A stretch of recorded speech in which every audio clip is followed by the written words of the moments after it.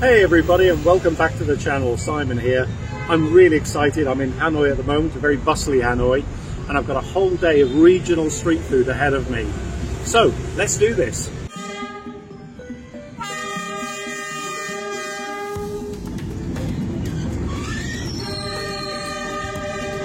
Bún chả is probably the most common and well-known street food in northern Vietnam. It's a dish of pork grilled over charcoal with pork patties and rice noodles, and served with heaps of pickles and fresh herbs. It's served with an unmissable dipping sauce, combining fish sauce, sugar, vinegar, garlic, hot chili, black pepper, which is phenomenal. Fresh herbs are an essential part of Vietnamese food, and you'll get large bowls served alongside with perhaps bean sprouts, mint, holy basil and coriander, and usually spring rolls as well, so you can customize each bite.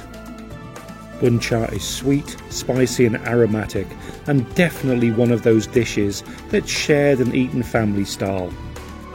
One bite will send your taste buds into overdrive with many flavors, aromas and textures.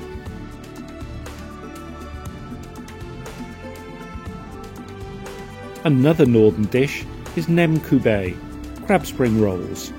Occasionally you do get these with bún chả, or you can buy them separately. They're often served cube shape, and the crab meat flavour is so special. It's sweet, salty and fragrant, and it's not too greasy.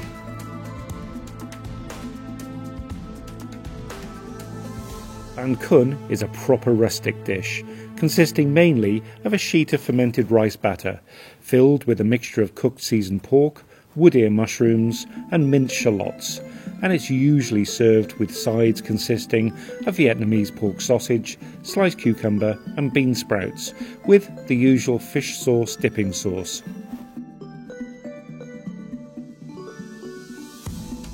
These rice sheet rolls are a fantastic light bite. It's made by steaming a slightly fermented rice batter on a cloth that's stretched over a pot of boiling water.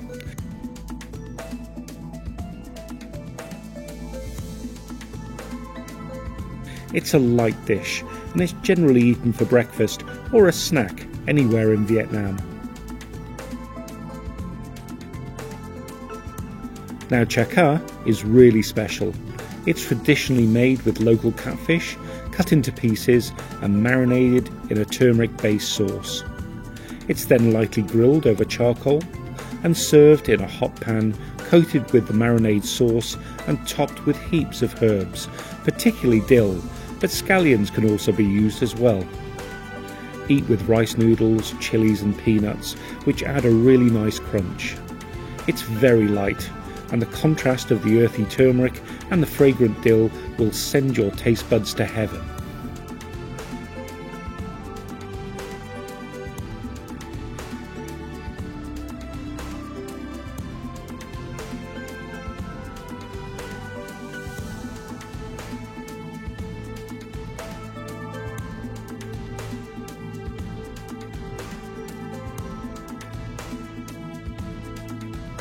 Now, frog has been eaten as a snack in Southeast Asia for thousands of years. It's served in many ways. My favourites? A crispy frog skin seasoned with lemongrass. Just like the crispiest pork skin and delicious with a beer. Basically, it's bar snacks. That's delicious. Tastes just like crispy pork skin. Lovely. Another is frog's legs, grilled and served with a sauce. Creamy curry is a good one. Now don't be squeamish, give it a go. It really does taste like chicken.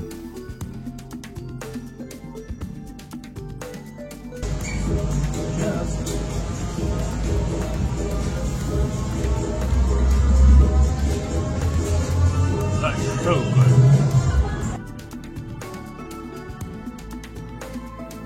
Hanoi is filled with quirky and comfortable coffee shops, serving its signature black gold.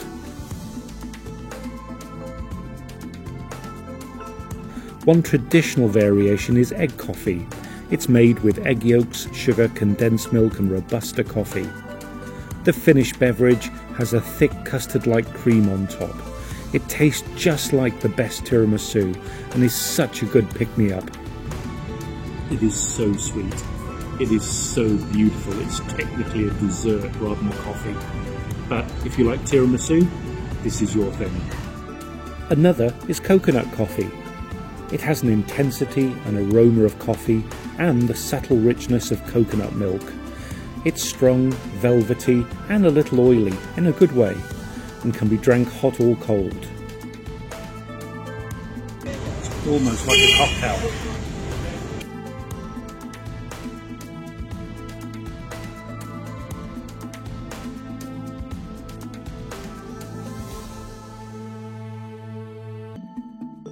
And now for an iconic snack which is great with a beer. Also known as Westlake fried shrimp cake, bantom, a small whole shrimp, fried with a sweet potato cake or strips until crispy.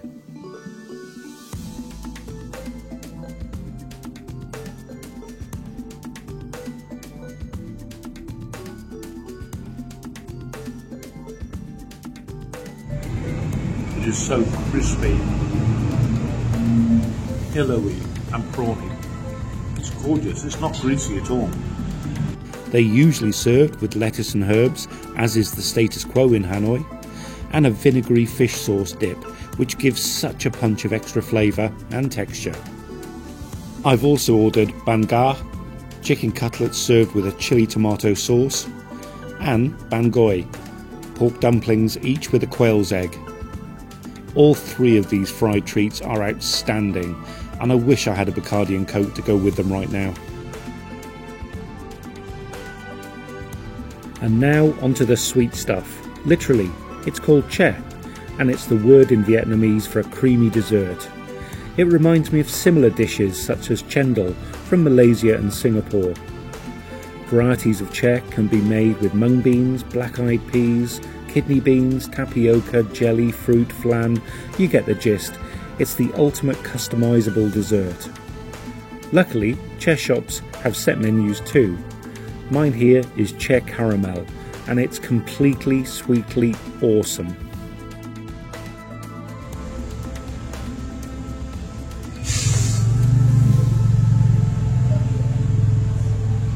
Oh yeah.